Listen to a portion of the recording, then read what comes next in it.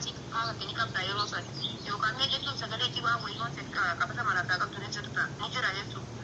waan haasa'u waan dhiisuu hin deeman amma tarmee dhugaa jettu adda baasee daa'ee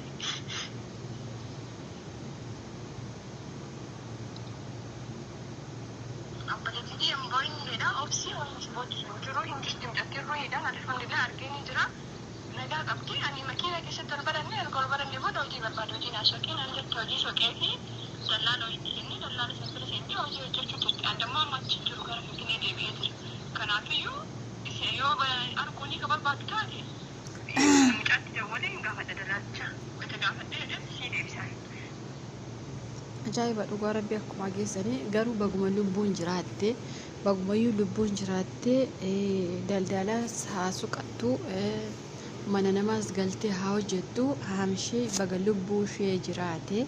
lubbuun ishee jiraachuu jechuun iyyuu hamma is argamte oftee manatti galteeti garuu immoo ani waa shakke maal shakke beektanii Saadaan duraan maal jette namni lakkoofsa biyya alaatiin atiyyuu bakka Roozaatti makamuuf teessanaan je'ee ka jette sana namni biyyuma keessa taa'ee lakkoofsa biyya alaatiin banatee ijoollee kana bakka tokkotti qabachuuf ta'inna ka jedhamu shakke amma Saadaafillee shakkuu jira dhugaa dubbachuuf yoo ta'e ka jecha Saadaan duraan jette isaanii yaadattu hundaafuu nuti Oromoon fayyaatti wal qaqqabuu yookaas immoo hamaa wayirra wal deebisuu hin jaalannu ergi lubbuun keenya bahee bakka ergi owwaalamnee faatti sagalee walii taana kun aadaa'uma keenyadha aadaa'uma nuti maaliif du'aa waan taaneef du'aatu du'aaf sagalee ta'a malee nama du'eef namni sagalee hin ta'u maaliif hin dhaga'u namni sun waan ta'eef amma maal shakke beektanii Saadaan kuni bilookii nagwanii narraa kaasu jettee himattee jirti amma immoo mana daldalaan geesse malee lubbuu jirti makiina irratti waliin haasofnee jette okay ergi lubbuun jiraatte ergi mana daldalaa isheenuu geessite maaliif bilookii si qojetti Saadaatiin intalumti kun viidiyoo sana amma dhumaatti dhaggeeffattanitti yoo ta'e atiyyuu hin boonsa yoo ta'e bilookii si godhaa itti Saadaatiin maaf akkas jetti intala Oromootiimi afaan Oromoo haasaa jirtiimi garuu deebistee ishee kanaatiin iyyuu bilookii si godha maaliif boonsaa jetteen garuu afaan Oromoo qulqulluu haasa'uu jirti jechuudha. Ani amma maal shakkee baay'een keessan koomentii jalatti deemi Sa'aadaa dafii deemi dhaqi bakka isheen jirtu jettan maaf akkas jettu qoy yoo dhugumatti sagalee Roozaa dhageessee intalli kun itti daawwaltee dhugumatti ani Roozaadha bakka akkasiin jira yoo jette yookaas immoo lakkoofsa Roozaa yoo laattee fi rakkoo maalii qaba an dhugaa rabbi isinitti Oromoo boollatti waliin oofina du'atti waliin oofina mucayyoo kana amma Sa'aadaa kanaatiin deemi jechuu jirtan hundi keessan deemi bakka Roozaa deemi Roozaa maaliif akka dhugaate intalloon amma waasaabbiitiin sagalee qabduufi kun akka isheen dhugumaan sagalee qabduufi akka isheen Roozaa argite maalitti beektu deemi jettu ammoo Sa'aadaa kanas abuuf deemtanii ani yeroo tokko na ajaa'ibdanii dhugaa rabbi deemi Sa'aadaa deemi hundi keessan koomentii jalatti oduu isii deemi oduu eessa deemti qoy eessa deemti eessa akka isheen jirtu beekti intalloon kun otoo dhugumatti nama sagalee namaa ta'uu barbaadu yookaas immoo nama dhuguma Roozaatiin makiina irratti argeeru osoo ta'e lakkoofsa Roozaa laattii fi maatiif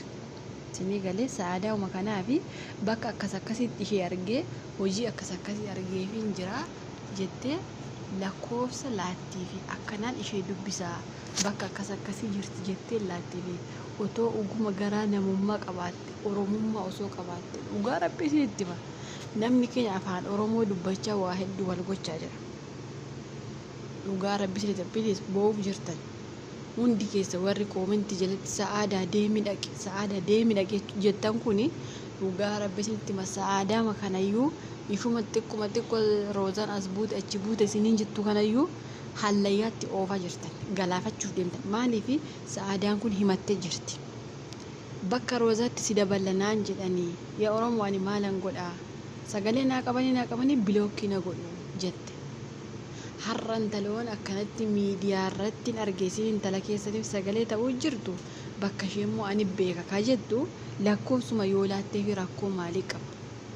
isin xiinxalaa yaada akkanumaan dhagin jedhina eessa dhagdi eessa jirte amma roozaamti sun bakkuma jirtu eessatti beekte dhagdi Sa'aadaa nama ajaa'ibdanii roozaa amnee jirra atillee irratti dabalamii jechuu keessanii moo akkami nama ibdanii dhugaa rabbi itti yaada dura koomentii namaa xaqaxaquun dura itti yaada Sa'aadaan duraan maal jette maal haasofte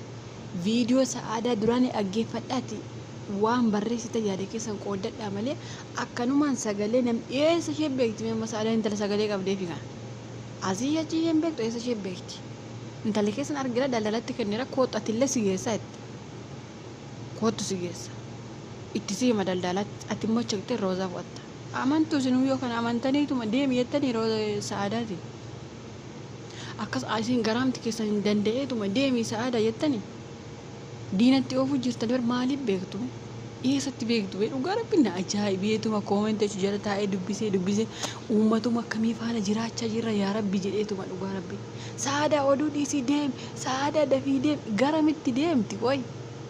himachaa yoo turte waan namni lakkoofsa biyya alaatiin banatee biyya keessa taa'ee waan namni gochaa jiru himattee turte amma immoo eessatti deemi jettume roozaallee amnee sillee abuu barbaannaa deemee jechuu keessanii walumaa gala akkasuma jedhaa barreessaa kan maal deemi eessa deemti qoy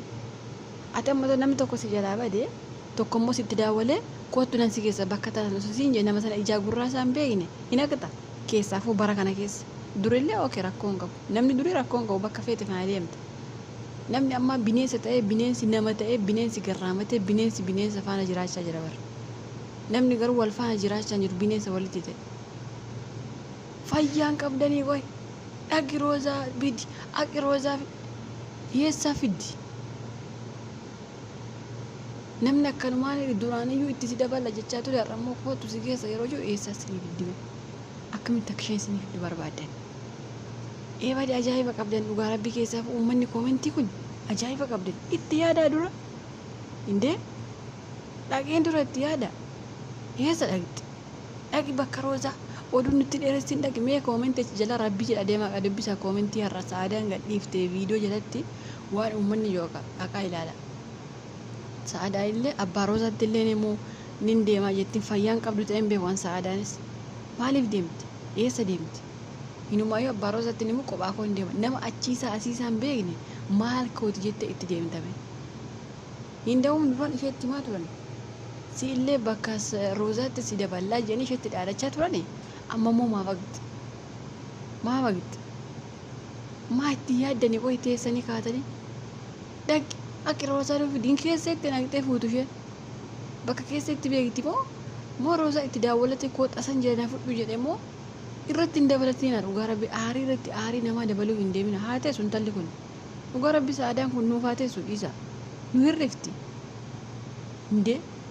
maa yoo itti yaaddanii qoy uummanni akkanumaan waanuma isatti dhufe odeessu kun ani waanuma sammuun keessa likkeen jiru dhaqii fidi roozaa insinii keessatti dhaqxe isinii fiddi roozaa eessaa fiddi moo Sa'aadaa kana jibbitaniitu akka isheen illee dhaqxetti dabalamtu barbaadan dhugaa rabbi jibbitanii jirtan na fakkaata Oromoo yoo wal jaalatte beekti dhugaa rabbi akkuma isa wal nyaachisu akkuma isa walii liqeessu akkuma isa wal gargaaru tokko ijaaf argaa wal dadhabdu itti yaaddanii koomentii barreessuun dura himachaa turte mucaan kun onaanis itti na dabalu itti si dabala naan jedhanii roozaaf boossaa tocha dhaquuf jirta naan jedhanii jette har'ammoo nama roozaa beeku fakkaatanii roozaa beekna bakka ishee daldalatti fiinina jedhanii ati kootu jedhanii isin immoo aqi jettanii fayyaan qabdanii dhugaa rabbii uummanni akkasii kun